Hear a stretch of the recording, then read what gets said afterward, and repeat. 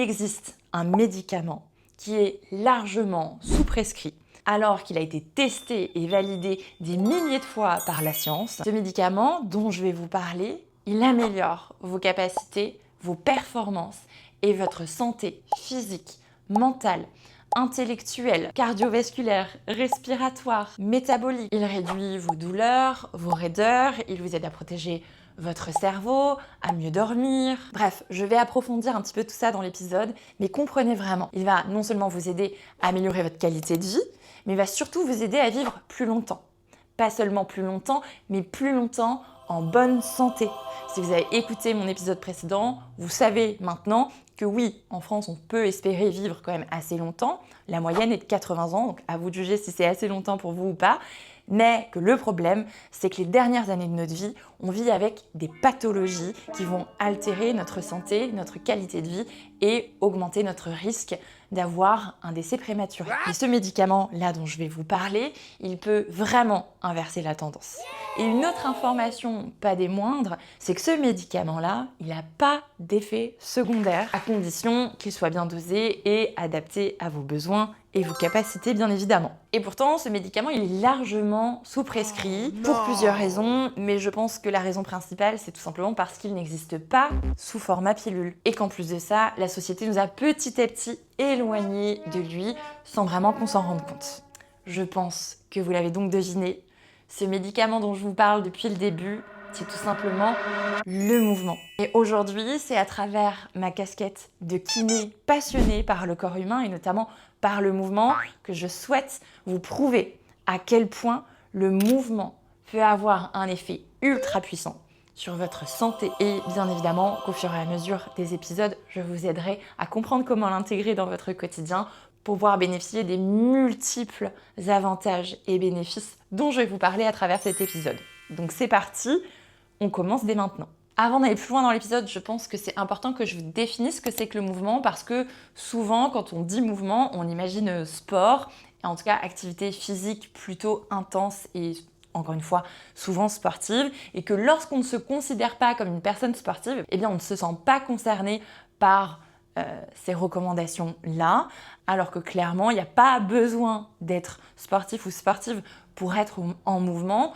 Le mouvement, c'est tout simplement le fait de bouger. Et là, si je me mets à faire quelques pas pour faire ne serait-ce que des tâches ménagères ou sortir dehors, jardiner, étendre mon linge ou quoi que ce soit, ça aussi, c'est du mouvement. En gros, le mouvement, c'est tout simplement le fait de ne pas être au repos, de ne pas être immobile, que ce soit en position allongée, avachi sur le canapé, assis sur une chaise. Tout simplement, le fait de bouger, peu importe l'activité que vous faites, c'est pas obligé d'être du sport. C'est aussi marcher, faire ses tâches ménagères, jardiner, jouer avec ses enfants, ses amis, faire du sport bien évidemment, mais aussi, j'en sais rien, du yoga.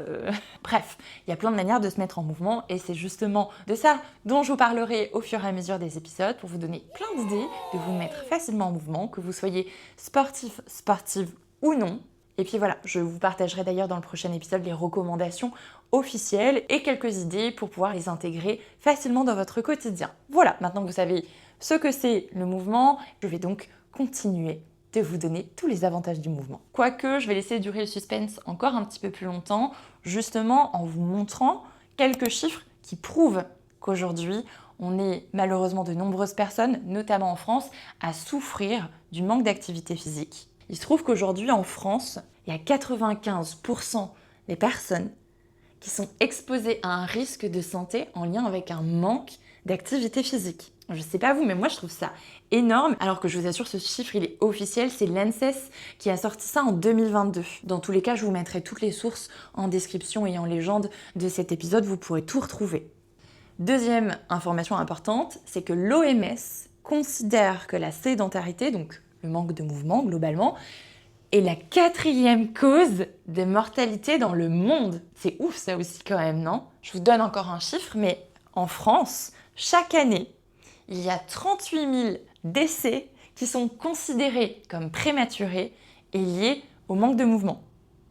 Bon, je trouve que c'est difficile d'imaginer, mais c'est quand même beaucoup. Ça reste, comme je disais en introduction, des décès prématurée, c'est-à-dire qu'on pourrait espérer vivre plus longtemps rien que par le fait de rajouter un petit peu plus de mouvement dans nos quotidiens. Dernière information que je veux vous partager et qui n'est pas des moindres, en tout cas pour ma part, c'est une de mes motivations justement à prendre la parole ici et à organiser des événements justement pour sensibiliser les femmes. Parce qu'encore une fois, les femmes sont victimes d'inégalités aussi en rapport avec l'activité physique. Comme vous en doutez, les femmes sont moins représentées dans le monde du sport, dans le monde du mouvement et de l'activité physique. Et donc forcément, il y a plus de 70% des femmes qui sont en dessous du seuil critique de mouvement quotidien. Mais attention, il est en aucun cas question de vous faire culpabiliser dans cet épisode ou de vous rendre responsable de ce manque d'inactivité physique. J'insiste sur le fait que c'est pas de notre faute de manière individuelle, même si on peut agir bien évidemment là-dessus, mais c'est la société telle qu'elle est aujourd'hui qui nous impose un petit peu ce mode de vie et qui nous éloigne du mouvement. Voilà, juste pour vous donner des exemples, on nous impose des métiers sédentaires, on nous force à rester assis sur une chaise, bien gentiment derrière un écran, et que même en dehors de notre travail, on nous manipule pour pouvoir rester le plus longtemps possible à consommer derrière des écrans, que ce soit nos téléphones, la télévision ou autre. Et pour plein d'autres raisons aussi, on n'a plus tellement besoin de bouger, il y a des transports en commun, on peut se faire livrer, on peut tout trouver sur internet déjà acheté, déjà tout fait pour nous, ce qui nous évite d'utiliser notre propre énergie à fabriquer nous-mêmes. Et attention, je ne me place pas du tout au-dessus de vous, je ne vous donne pas de leçons ici, je suis la première à me retrouver dans de nombreuses de ces situations. Je suis exactement dans le même merdier, c'est-à-dire que moi aussi, je suis confrontée à de la sédentarité dans mon quotidien, hein, surtout quand je vous prépare ces épisodes, je vais passer des heures derrière un ordinateur et que tout ce qui peut me faciliter la vie, je vais le faire. Donc vous allez voir que je cherche aussi moi-même des solutions pour me faire bouger et j'espère pouvoir le partager et que ça vous aidera vous aussi. Bon, en tout cas c'est bon, maintenant que je vous ai posé les bases, il est temps qu'on attaque et que je vous montre les différents effets positifs du mouvement sur notre santé.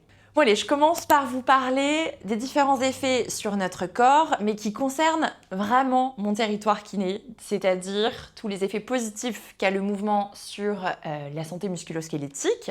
Donc, comment est-ce que le mouvement peut nous éviter de nous blesser, d'avoir des douleurs, d'avoir des raideurs, de finir aussi grabataire, ou encore comment est-ce que le mouvement peut nous aider à diminuer, en tout cas à gérer nos douleurs et différentes pathologies chroniques et inflammatoires qu'on peut rencontrer au cours de notre vie. Donc voilà, tout ça c'est mon dada kiné, donc je vais essayer de vous en parler un petit peu, mais bien évidemment que pour pas alourdir cet épisode, je vais quand même être assez brève et je viendrai approfondir les différents sujets dans d'autres épisodes. Bon, allez, je commence par ce qui va être le plus facile pour moi de vous expliquer, c'est que quand votre corps bouge, eh bien votre corps s'adapte. C'est ce qu'on appelle la mécanotransduction. Alors c'est un mot qui fait un petit peu peur, mais qui veut tout simplement dire que le fait d'appliquer des contraintes sur votre corps, comme le fait, j'en sais rien moi, de sauter, de marcher, de tourner, de pivoter, tout ça, ça va venir stimuler vos différents tissus.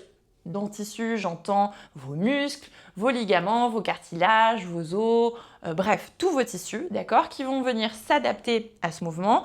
Qui veut dire s'adapter, veut dire se renforcer. Donc en gros, les différentes contraintes mécaniques que vous appliquez à votre corps lorsque vous bougez, donc en gros, les contraintes mécaniques que vous appliquez à votre corps lorsque vous bougez vont venir stimuler positivement les cellules de tous vos tissus, donc comme je vous ai dit, vos muscles, vos tendons, vos os, vos ligaments, vos cartilages. Bref, tout ça, à chaque fois que vous faites un mouvement, il y a une contrainte mécanique qui va envoyer des informations à chacune de vos cellules. Donc plus ces contraintes mécaniques sont variées, en plus de ça, plus vos cellules elles sont contentes et ça les stimule et ça les renforce. Voilà, j'ai essayé de simplifier un petit peu l'information, mais c'est juste pour vous dire que le simple fait de bouger, eh bien, vous créez toujours une adaptation dans votre corps, vous stimulez, c'est comme si vous nourrissiez vos cellules. Donc plus vous apportez de mouvements variés, plus vous allez nourrir vos cellules, plus vous allez les stimuler et les renforcer, ce qui rend naturellement votre corps plus fort par le simple fait de bouger et d'y appliquer des contraintes. Je sais que le mot contrainte fait peur, mais une contrainte, c'est aussi quelque chose de positif. Encore une fois, quand c'est bien dosé et adapté, bien évidemment. D'où le fait que le mouvement doit être dosé et adapté. Vous vous en doutez que quand c'est pas le cas, bien évidemment qu'il peut y avoir des douleurs et des blessures qui apparaissent. Mais dans ces cas-là, je le précise dès maintenant, mais bien évidemment que c'est que ça n'a pas été dosé ni été adapté. Donc ça peut arriver qu'il y ait des douleurs et des blessures, mais c'est pas le cas si c'est bien dosé. Et autre chose très importante à comprendre, c'est que lorsque vous bougez, vous utilisez vos muscles et donc vous les renforcez. Vous créez du muscle. Et que ce muscle, il ne nous sert pas simplement à faire des gestes, il n'y a pas une action seulement mécanique pour montrer qu'on a des beaux biceps, qu'on peut soulever lourd, ou voilà. C'est pas qu'une question esthétique, le muscle, c'est une vraie question santé. En fait, le muscle, il faut le voir un petit peu comme un capital santé. Plus vous augmentez votre masse musculaire, plus vous améliorez votre santé et plus vous augmentez votre espérance de vie. Je vais vous expliquer pourquoi. Mais j'insiste, retenez vraiment que le muscle, il faut le voir comme un capital. Un peu comme un compte bancaire, comme si vous aviez plusieurs comptes bancaires. Eh bien, il y a un de vos comptes bancaires, c'est le muscle. Plus vous le remplissez, plus vous êtes certain, même en vieillissant, parce que quand on vieillit, bien évidemment qu'on va perdre du muscle, d'accord? Et ça s'augmente à partir de 35 ans d'ailleurs. Je vous dis ce qu'on appelle la sarcopénie, le fait de perdre du muscle. Donc il faut chercher à inverser la tendance. Et donc je vous invite très fortement à faire du renforcement musculaire à partir de 35 ans, mais on en reviendra dans d'autres épisodes. Bref, ce capital musculaire, c'est très important de le préserver ou en tout cas même de chercher à l'augmenter le plus possible pour que même avec le vieillissement, même si vous perdez de manière naturelle du muscle, en fait vous aviez déjà commencé avec un capital assez important, donc même si vous perdez du muscle progressivement avec la vieillesse, ça a moins de répercussions, ce sera moins grave. Parce que qu'est-ce qui se passe si vous perdez vos muscles? Je pense que je vais le dire comme ça. Première chose à savoir, c'est que le muscle, c'est un organe endocrinien. C'est-à-dire que le muscle n'a pas qu'un effet moteur, c'est aussi un organe endocrinien. Je trouve que cette information, elle est assez méconnue, mais je vais vous expliquer pourquoi c'est important. C'est-à-dire que ce muscle, il fabrique des molécules qu'on appelle les myokines, et qui vont donc envoyer des informations à notre cerveau, à notre cœur, notre foie, notre pancréas, enfin bref, tous les organes de notre corps. Donc en gros, à chaque fois que vous bougez, vous envoyez des messages à ces différents organes, et je vous explique après quels sont justement ces messages et pourquoi est-ce qu'ils sont importants. Donc déjà, ça, c'est que notre muscle, c'est un organe. Donc si on perd une fonction quand même assez essentielle. Deuxième chose qui va vous donner envie de prendre soin de vos muscles, de les entretenir, voire de les développer, c'est que votre masse musculaire, plus elle est importante, plus elle va augmenter votre métabolisme de base.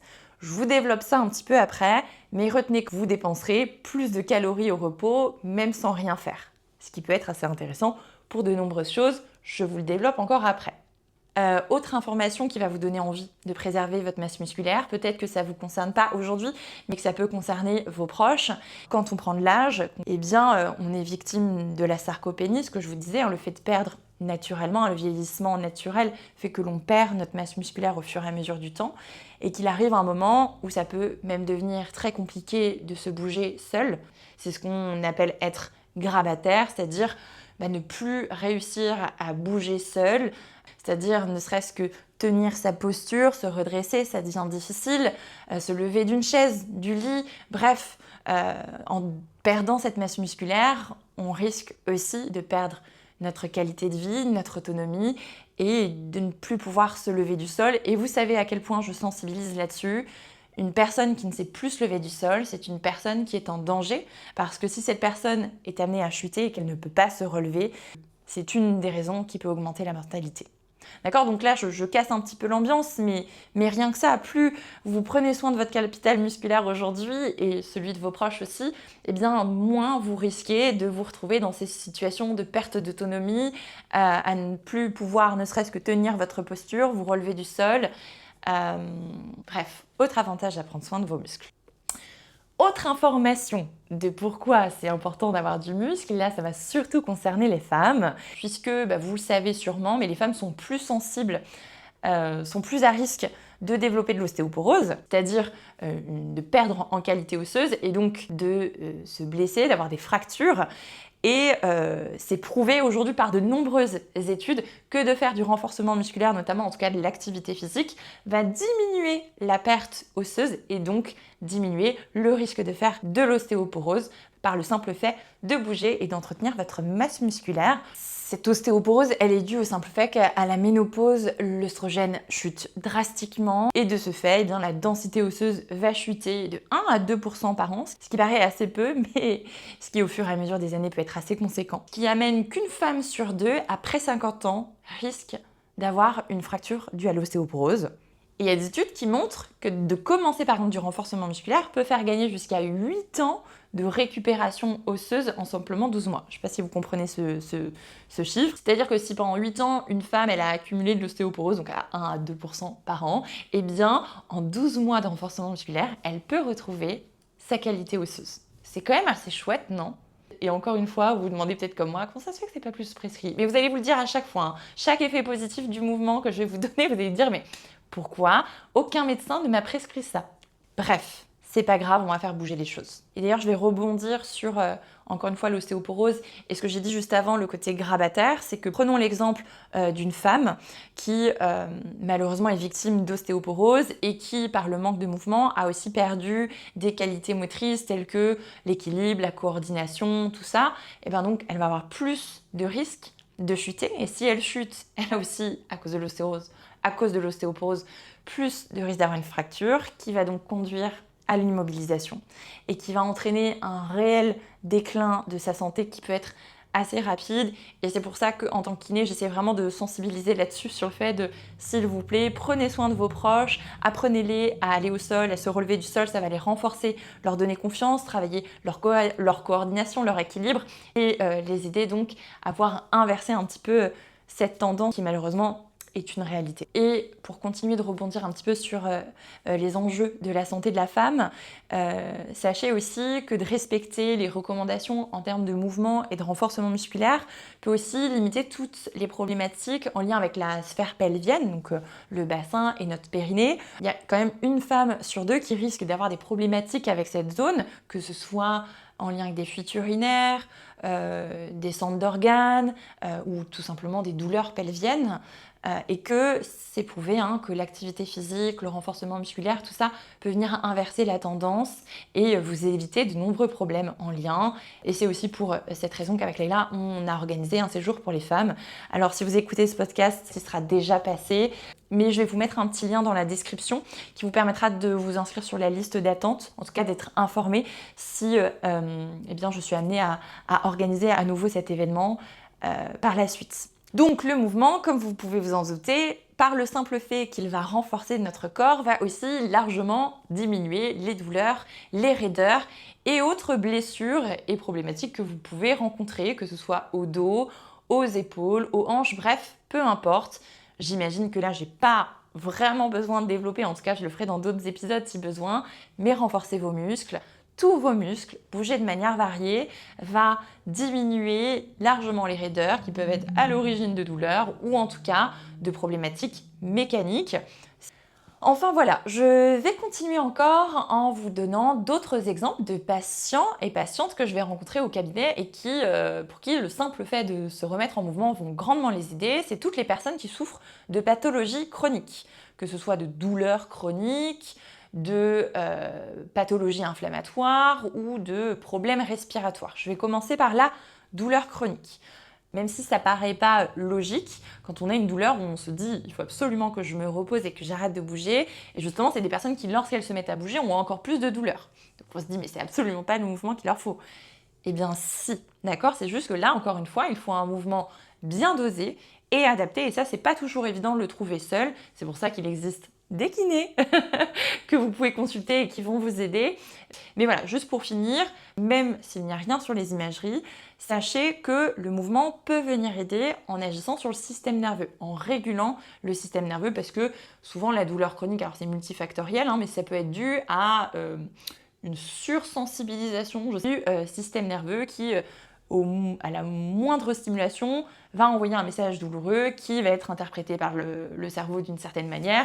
Donc c'est ça qu'il faut vous faire accompagner dans ces moments-là, parce que cette douleur chronique, justement, elle est très fatigante, notamment parce qu'elle vous empêche de dormir très souvent. Elle peut ensuite altérer donc fortement votre fatigue et donc votre humeur et donc le fait que vous bougez moins, notamment aussi parce que vous avez des douleurs. Enfin bref, tout ça c'est un cercle vicieux infernal, et pour vous en sortir, je vous invite vraiment à vous rapprocher de professionnels qui vont vous aider. Et d'ailleurs, je ferai intervenir un collègue kiné, Edouard Neuroréhab. Si jamais tu écoutes ce podcast, j'aimerais beaucoup que tu viennes nous parler de système nerveux et de mouvement et comment justement on peut venir diminuer ces douleurs. Et je vais m'arrêter là pour cet épisode. Je vous en reparle dans d'autres bien évidemment, mais sinon il va durer des plombes. Et le mouvement peut aussi agir sur toutes les pathologies inflammatoires, typiquement l'arthrose, l'arthrite, la polyarthrite rhumatoïde. Bref, je sais que ça paraît encore une fois contre-intuitif de se mettre en mouvement alors qu'on a de l'arthrose, etc. Mais toutes les études montrent que le mouvement va diminuer les symptômes, les douleurs et les incapacités par du mouvement, encore une fois je le précise, adapté et bien dosé. Et je le précise ici, mais je vais en reparler aussi un peu plus tard, mais c'est la même chose pour les personnes qui ont des pathologies, par exemple pulmonaires, comme l'asthme, la BPCO, etc. Le mouvement va améliorer vos capacités physiques et donc faire que vous bougez avec plus de facilité, vous allez être moins essoufflé, vous allez améliorer votre système ventilatoire, pulmonaire, et donc limiter grandement les symptômes de ces pathologies. Mais encore une fois, je ferai intervenir là aussi une kiné qui est la meilleure pour vous parler de ce sujet. Je parle bien de Sophie Respi, je suis sûre qu'elle écoute cet épisode et Sophie, j'ai hâte que tu viennes nous parler de tout ça dans un épisode, ça va être trop bien. Voilà pour ce qui était des effets positifs sur notre santé et nos capacités physiques. Donc maintenant, je vais vous parler des effets positifs du mouvement sur notre fonction cardiaque, circulatoire et pulmonaire. Je vais être assez rapide sur cette partie-là parce que je pense que vous êtes quand même plutôt au courant que d'être en mouvement, de bouger, de marcher, tout ça, ça va entretenir votre fonction cardiovasculaire, faire circuler le sang dans votre corps et bien évidemment aussi améliorer votre fonction pulmonaire. Donc voilà, bouger régulièrement et respecter les recommandations en termes d'activité physique peut vous aider à diminuer votre tension artérielle, à diminuer la fréquence cardiaque au repos et même faire baisser la CRP. La CRP, c'est un marqueur d'inflammation. Donc en gros, ça permet de diminuer l'inflammation dans votre corps. Je ne sais pas si je vous l'ai précisé juste avant pour les pathologies inflammatoires, mais dans ce cas, je le redis, l'activité physique fait baisser la CRP, vous savez, ce marqueur que l'on teste souvent sur les prises de sang. Tous ces effets-là, il n'y a pas besoin, encore une fois, d'être une personne ultra sportive et d'aller courir un marathon pour diminuer vos risques de développer des pathologies cardiovasculaires, mais que simplement bouger régulièrement et de marcher minimum 30 minutes par jour, vous pouvez espérer avoir ces effets positifs sur votre santé. Donc voilà, juste préciser que c'est accessible à tout le monde. Et sachez aussi qu'il y a... Mon pupitre se met à bouger. Sachez aussi qu'il y a des études qui ont montré qu'il y avait 35% moins de mortalité en lien avec les problèmes cardiovasculaires chez les personnes actives que chez les personnes sédentaires. Et concernant les effets sur votre système pulmonaire, vous vous en doutez sûrement aussi, mais le fait de bouger de manière plus ou moins intense va venir stimuler votre système ventilatoire et donc améliorer vos capacités pulmonaire, mais aussi d'améliorer votre tolérance à l'effort. Et tout ça, ça peut vous aider à être moins essoufflé dans votre quotidien. Et comme je vous ai dit, je vous ferai un épisode spécial avec Sophie. Voilà. Maintenant, je vais aborder à nouveau l'impact du mouvement sur votre métabolisme et notamment votre glycémie. Je vais apporter quelques précisions supplémentaires. Donc, comme je vous ai dit tout à l'heure, plus on a de muscles, plus on va augmenter notre métabolisme de base. Donc je me répète, mais votre métabolisme de base, c'est les calories que vous dépensez sans rien faire. Simplement par le fait de respirer et d'être en vie, vous dépensez des calories au repos, j'insiste. Bien évidemment, vous dépensez aussi des calories lorsque vous êtes en mouvement, mais vous en dépensez aussi au repos. Et ce métabolisme, alors il est différent en fonction de votre taille, de votre poids, de votre âge, d'accord ? Vous pouvez trouver comment le calculer sur Internet assez facilement. Mais sachez que plus vous avez un pourcentage élevé de masse musculaire dans votre corps, plus vous augmentez ce métabolisme de base et donc plus vous dépensez de calories au repos sans même bouger le petit doigt. Donc c'est quand même assez intéressant. Autre avantage du mouvement, c'est que vous augmentez votre sensibilité à l'insuline. Donc l'insuline qui est sécrétée par le pancréas va avoir une action beaucoup plus efficace pour équilibrer votre glycémie, ce qui n'est plus le cas par exemple dans les cas de diabète de type 2 et qu'on peut malheureusement développer au cours de notre vie qui entraîne de nombreux problèmes de santé que je ne vais pas vous citer, mais bref, je ne vous conseille pas de développer un diabète, mais sachez que vous pouvez l'éviter grâce au mouvement. Les études sont claires là-dessus, le mouvement permet de diminuer l'apparition du diabète. En fonction des populations, ça dépend, mais les études montrent qu'on peut diminuer le risque de diabète entre 30 à 50%. Je trouve que c'est quand même assez énorme, sachant qu'aujourd'hui on nous parle de la glycémie, mais seulement via l'alimentation et assez peu par le mouvement, je trouve, alors que ça a un impact vraiment essentiel. Et c'est vrai qu'aujourd'hui je trouve que la prévention du diabète, elle se fait surtout via l'alimentation. Je le vois avec mes patients qui sont diabétiques, c'est vrai qu'on leur donne surtout des conseils sur l'alimentation, Puis, bien évidemment, un traitement qui est mis en place avec aussi les piqûres. Et aujourd'hui, heureusement, il y a le petit machin là qu'on peut mettre sur le bras qui permet, avec le téléphone, de surveiller sa glycémie en temps réel. Mais voilà, je trouve qu'on leur conseille assez peu d'intégrer plus de mouvements dans leur quotidien, alors que ça peut vraiment réduire et contrôler les pics de glycémie. Moi, un conseil que je donne souvent à mes patients, qu'ils soient diabétiques ou non d'ailleurs, et je vous le partage, c'est simplement de vous mettre en mouvement autour des repas, soit avant, soit après. Parce que vous allez utiliser le sucre qui est présent dans votre sang directement avec vos muscles. D'accord? Donc vos muscles vont utiliser directement le sucre qui est présent dans votre sang et donc aussi permettre d'équilibrer votre glycémie et d'éviter d'avoir des gros pics de glycémie, même si bien évidemment d'avoir un pic de glycémie c'est tout à fait normal après les repas, qui entraîne justement la fameuse léthargie post-prandiale, vous savez, cette fatigue qu'on a après les repas. Vous pouvez la limiter en vous mettant en mouvement. Donc c'est un conseil que je vous place là, mais si vous voulez diminuer votre fatigue, limiter un peu la perte de concentration, tout ça que vous pouvez avoir après les repas, je vous conseille de faire quelques pas, quelques squats, bref, d'activer vos muscles pour pouvoir justement venir aider l'insuline et réguler votre glycémie. Donc voilà, petite astuce d'aller marcher ne serait-ce que 10 à 15 minutes après vos repas, ça va permettre d'activer vos muscles et donc d'utiliser directement ce sucre qui est présent dans votre sang pour limiter l'excès du pic de glycémie et donc limiter la fatigue réactionnelle après ce pic de glycémie. Et puis venir soutenir l'action de l'insuline. Bien évidemment, le mouvement va aussi donc vous aider à limiter l'apparition de diabète, à augmenter votre métabolisme. Et petit mot aussi sur la masse grasse en lien avec votre métabolisme. Comme je vous l'ai dit, être en mouvement, bien évidemment, vous dépensez des calories que vous aurez ingérées lors de vos repas et vous allez aussi augmenter votre métabolisme de repos, donc c'est-à-dire les calories que vous utilisez même au repos. Eh bien, vous vous doutez que ça va limiter l'apparition de masse graisseuse dans votre corps, même si la masse graisseuse, elle est normale, elle est physiologique, on a tous de la masse graisseuse et il ne faut pas lui faire la guerre à cette masse graisseuse parce qu'au contraire, elle est très utile pour la sécrétion de nombreuses hormones qui sont utiles à notre santé. Je ne vais pas trop développer là-dessus. Voilà, mais je voulais juste préciser que la graisse, c'est physiologique, c'est ok d'en avoir. Le problème dans la masse graisseuse, c'est quand elle vient se loger autour des viscères. Donc c'est la masse graisseuse viscérale qu'il va surtout falloir éviter pour préserver notre santé et éviter de nombreuses pathologies et problématiques qui découlent notamment de cette masse graisseuse, donc celle qu'on retrouve autour du ventre, surtout au niveau de nos viscères, de nos intestins, etc. Et j'en profite pour d'ailleurs vous conseiller un livre.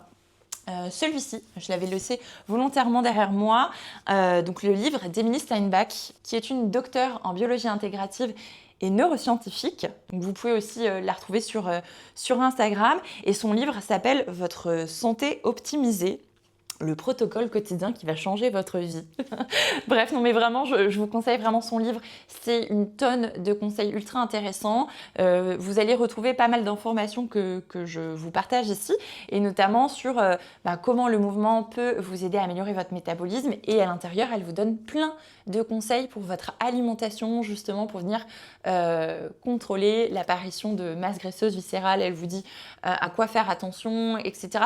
Et encore une fois, elle ne fait pas culpabiliser, et c'est pas non plus mon discours ici, mais vraiment j'insiste, offrez-vous ce livre et offrez-le aussi à votre entourage, vous n'allez pas le regretter, bien au contraire, il va vraiment vous aider. C'est plein d'astuces et de conseils que vous pouvez appliquer dans votre quotidien. Voilà, pour tout ça, je passe à la suite. Et je vais vous parler maintenant des effets du mouvement sur notre cerveau et notre fonction cognitive de manière générale. Je ne sais pas si vous vous en doutez, mais je pense que vous l'avez déjà remarqué. Le fait de se mettre en mouvement, ça peut vous aider à améliorer notamment votre concentration, votre mémoire, toutes vos capacités d'apprentissage. Mais sachez aussi que de respecter les recommandations d'activité physique tout au long de votre vie, ça va aussi vous permettre de limiter l'apparition de certaines démences, notamment Alzheimer, et c'est très bien documenté par la science. Encore une fois, on imagine que c'est seulement génétique Alzheimer, alors c'est le cas bien évidemment, mais vous pouvez limiter son apparition. Je vous explique pourquoi. Mais bon, déjà, pour revenir sur les effets du mouvement sur votre cerveau au quotidien, vous allez pouvoir l'utiliser pour améliorer votre concentration. Mais sachez que de vous mettre en mouvement, encore une fois, ne serait-ce que quelques minutes, ça va vous permettre de sécréter la BDNF. Vous savez, tout au début de l'épisode, je vous ai dit que les muscles sécrétaient de nombreuses molécules. Donc justement, il y a la BDNF.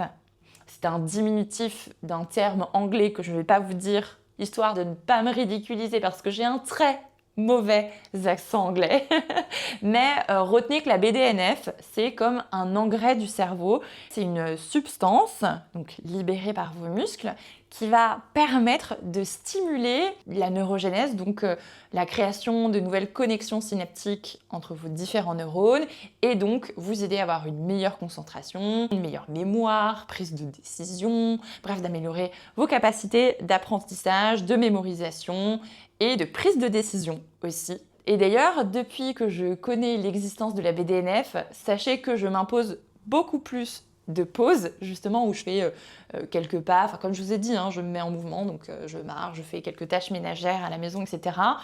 En me disant, go, ça va m'aider à mémoriser mon script pour l'épisode ou à me reconcentrer. Donc voilà, c'est encore une fois une petite astuce que vous pourrez retenir pour vous aider aussi dans votre quotidien. Mais sachez aussi que d'être active, ça va vous aider sur le long terme à préserver votre cerveau et donc à limiter l'atrophie cérébrale qui est liée à l'âge, notamment l'hippocampe qui est un peu une zone clé de notre mémoire et le cortex préfrontal qui gère la prise de décision. Et il y a tout un tas de données scientifiques très solides qui nous prouvent aujourd'hui qu'on limite l'apparition de démence et notamment d'Alzheimer.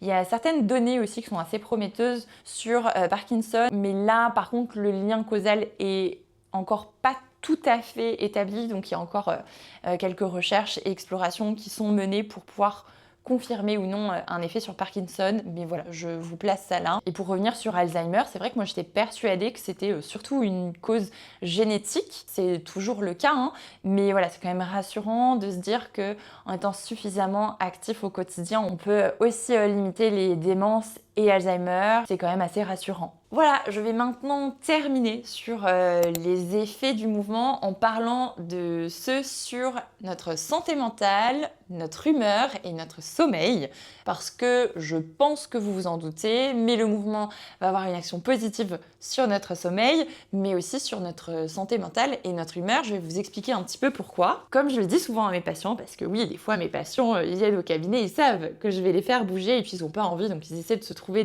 des excuses et c'est tout à fait normal, en me disant que bien évidemment ils sont fatigués, ils ont des douleurs, tout ça, je les entends, bien évidemment je ne force personne à bouger, entendez-moi bien, mais j'aime beaucoup donner cette image en disant que rien que le fait de bouger un petit peu, même si c'est que 5, 10 ou 15 minutes, ça va permettre de libérer, d'ouvrir les portes de notre pharmacie interne.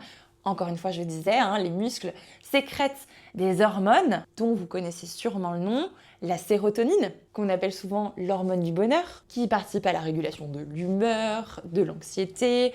Ensuite, vous avez la dopamine, que vous connaissez aussi sûrement, qui est la molécule de la motivation, du plaisir, de la créativité, de l'envie, de la libido, bref, plein de choses super chouettes. Voilà, c'est la dopamine qui va nous aider justement un peu à attaquer la journée, à nous sentir plus dynamique, plus énergique, bref, en forme quoi. Et ensuite, on a les endorphines. Vous savez, ces petites hormones dont on est en accro parce qu'elles nous font tout simplement nous sentir bien, moins stressés, plus apaisés, avec moins de douleurs. C'est un peu des antidouleurs naturelles, quoi. Voilà, c'est ce qui fait qu'après une séance quand même assez intense, on se sent bien. On se sent bien, on se sent mieux. Toutes les personnes qui font de l'activité physique assez intense sont en général assez accros à ces endorphines.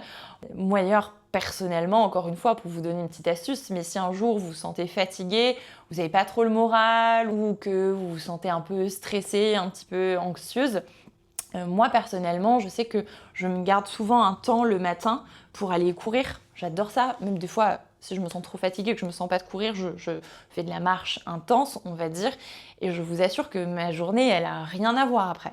Ça n'a rien à voir. Je me sens vraiment mieux. Et je sais que des fois, il y a certaines choses, comme tout le monde, comme tout le monde, il y a certaines choses qui me rendent assez anxieuse, assez stressée.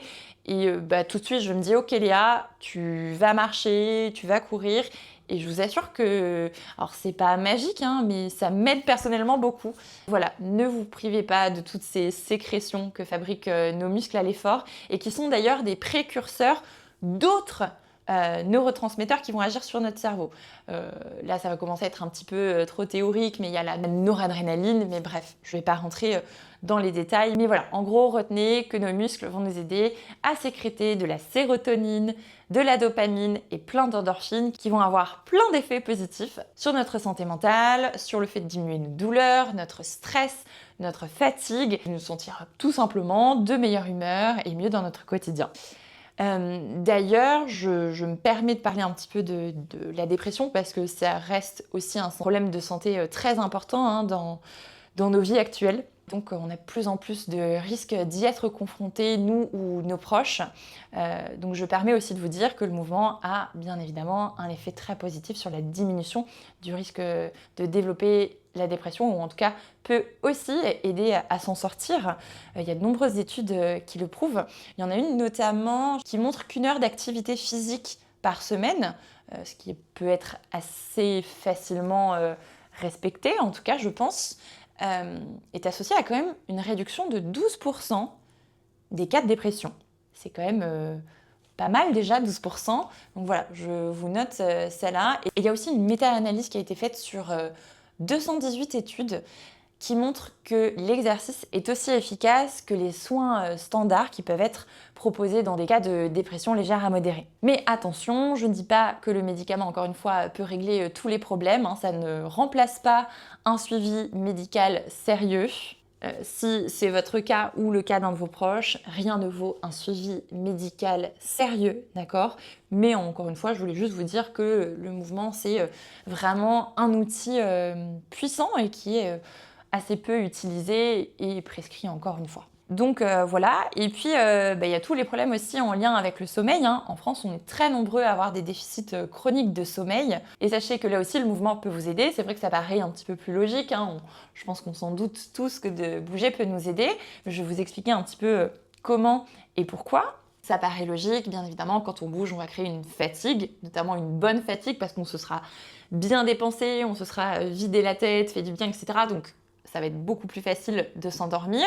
Mais aussi, vous savez, on a parlé du fait que nos muscles sécrètent des molécules, la sérotonine, qui va nous aider aussi à synthétiser de la mélatonine, vous savez, cette hormone qui nous aide à nous endormir.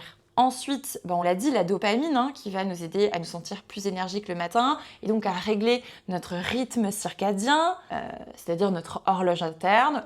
Donc voilà, le fait de bouger va donc régler notre rythme circadien, c'est-à-dire que le matin en bougeant, on va sécréter de la dopamine qui nous dit « Youpi, c'est la journée, je me sens pas trop fatiguée, let's go, on bouge ». Puis au fur et à mesure de la journée, ça va nous aider à sécréter d'autres hormones comme la mélatonine qui vont à l'inverse nous dire « Ok, là, il va falloir bientôt aller se coucher parce que la fatigue arrive ». Et là, je vais me répéter, mais les endorphines qui diminuent votre stress, vos douleurs et donc améliorent votre bien-être. Et ça paraît donc évident que quand on a moins de douleurs, qu'on est moins stressé, qu'on est moins anxieux, et on a plus de facilité à s'endormir et qu'on a moins de risques de se réveiller pendant la nuit. Et donc qu'on a un meilleur sommeil profond qui est essentiel pour pouvoir récupérer et être en bonne santé, pouvoir encore mieux bouger le lendemain.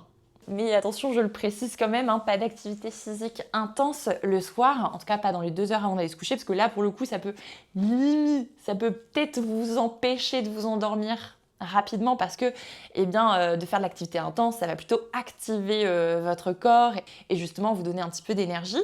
Donc le soir, vous pouvez bouger, c'est pas ce que je dis, hein, bien au contraire, vous pouvez bouger, mais plutôt faire des mouvements doux, des étirements, de la respiration, de la mobilisation, bref, toutes ces choses-là qui peuvent aussi vous aider à vous endormir. Je vous en parlerai dans d'autres épisodes si ça vous intéresse. Donc voilà, ça prouve aussi qu'on peut très vite tomber dans un cercle vicieux. Par exemple, on dort mal, donc on va être plus fatigué, on va avoir un petit peu moins le moral, donc on va peut-être moins bouger. On va moins bouger, on risque d'avoir plus de douleur, plus de raideur. Donc, parce qu'on a plus de douleur, plus de raideur, on va encore moins bouger. Et parce qu'on bouge encore moins, on va être encore plus stressé, plus fatigué, et donc on va encore moins bien dormir. Enfin, c'est rapidement un cercle vicieux. Et il faut trouver la force nécessaire, peut-être l'accompagnement nécessaire Donc voilà, pour sortir de ce cercle vicieux, si c'est votre cas ou le cas de quelqu'un de votre entourage, vraiment il faut se faire accompagner de ses proches, mais surtout de professionnels de santé qui soient formés et qualifiés pour vous aider. Et voilà, ne restez pas seul dans votre coin. Si c'est votre cas, que vous souffrez d'une des pathologies que j'ai citées au cours de cet épisode, s'il vous plaît, essayez de vous faire accompagner pour trouver les bonnes actions à mettre en place. Donc moi, je vous ai parlé du mouvement dans cet épisode, mais il n'y a pas que le mouvement que vous pouvez mettre en place dans votre quotidien. Il y a plein d'autres choses sur lesquelles vous pouvez agir. Le mouvement, c'est un des piliers essentiels de notre santé, mais pas vraiment parler de l'alimentation, ni du sommeil, ni de plein d'autres aspects de la santé qui vont avoir un impact essentiel sur vous. Moi, mon dada, c'est le mouvement. Je vous le rappelle, je suis kiné, donc je suis là pour vous parler de mouvement. Je suis là pour vous aider à bouger, à trouver des solutions. J'espère d'ailleurs pouvoir vous aider à les trouver au fur et à mesure des épisodes. N'hésitez d'ailleurs jamais à commenter sous cet épisode ou à m'envoyer des messages si vous avez des questions, si vous voulez que je développe certains aspects dans de prochains épisodes. C'est bien évidemment ce que je compte faire à travers ce podcast, vous aider à comprendre comment vous mettre en mouvement, quelles sont justement les recommandations à suivre pour pouvoir bénéficier de tous ces effets positifs sur votre santé qui vont non seulement vous permettre de vous sentir mieux dans votre quotidien, mais d'améliorer votre qualité de vie aussi et de vivre plus longtemps en bonne santé et mieux. Voilà, tout ça c'est mes convictions. Wow, je vous ai fait quand même un épisode assez long, beaucoup plus long que ce que je pensais, mais j'espère que il va vous aider à comprendre à quel point le mouvement c'est un outil vraiment puissant et vous donner envie de l'intégrer un petit peu plus dans votre quotidien et vous donner envie surtout d'écouter mes prochains épisodes dans lesquels je vais vous dire tout ce que vous avez besoin de savoir et vous aider à vous motiver à intégrer du mouvement dans votre quotidien. Je vais vous donner plein d'astuces. D'ailleurs, si tu es encore là, j'imagine que le sujet t'intéresse beaucoup. Dans ce cas, tu vas être ravi de découvrir la fiche récapitulative que j'ai créée rien que pour cet épisode et qui rassemble toutes les informations et ressources que j'aborde ici sous forme de tableaux et de résumés. Donc n'hésite pas à cliquer sur le lien en description pour pouvoir la télécharger. Donc voilà, j'espère pouvoir vous aider à vous sentir mieux, à avoir moins de douleurs, moins de raideur, donc c'est aussi pour ça je vous parlerai de mobilité, je vais vous faire des vidéos aussi là-dessus. Et puis ensemble, on va améliorer notre santé et espérer vivre le plus longtemps possible en bonne santé justement. Oula, j'ai mon pupitre qui commence à en avoir marre et qui se lève. Mon pupitre, c'est mon chien pour les personnes qui écoutent simplement le podcast. J'avais mis mon petit bloc-notes sur Polka là. Mais là, elle commence à en avoir marre et moi aussi, je sens que là, j'ai besoin d'aller bouger mes petites gambettes. J'espère d'ailleurs, si vous m'avez écouté, que vous avez pu en profiter pour bouger un petit peu, que ce soit juste faire vos petites tâches ménagères, marcher, courir, je ne sais quoi, mais je vous invite vraiment à m'écouter au format audio pour pouvoir bouger en même temps. Et j'ai hâte de vous retrouver au prochain épisode. D'ici là, prenez soin de vous et à bientôt.